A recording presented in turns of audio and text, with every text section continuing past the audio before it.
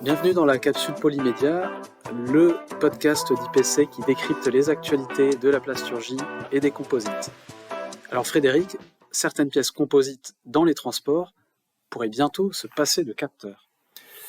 Oui, Guillaume, c'est en tout cas ce que promet une technologie développée par TouchSensity, une start-up girondine, qui permet de suivre en temps réel et sans capteur les différentes interactions physiques subies par le matériau constitutif d'une pièce structurelle. Alors cela concernera par exemple les bords d'attaque d'un avion, le nez d'un train ou le pare-choc de n'importe quel type de véhicule.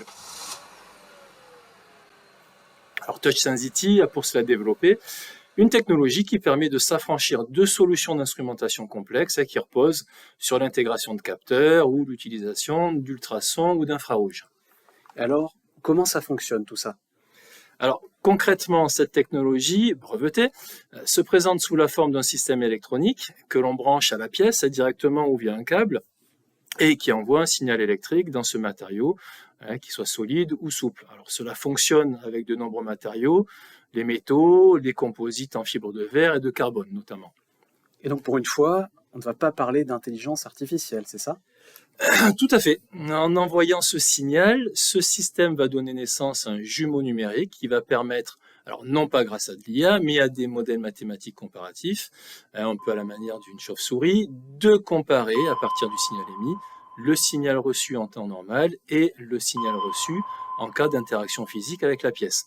Alors, le dispositif permet alors d'en déduire le type d'événement subi par la pièce, sa localisation ainsi que ses caractéristiques. Et où en est aujourd'hui cette jeune société?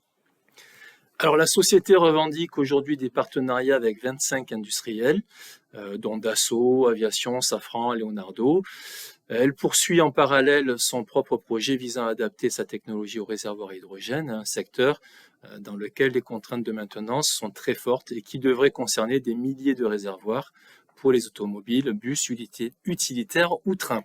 Affaire à suivre donc. Et oui, d'autant que l'entreprise s'est fixée pour objectif d'arriver à une phase commerciale en 2028 et qui sera basée sur la vente de licences. Merci Frédéric. Quant à nous, on se retrouve pour une prochaine capsule. À très bientôt.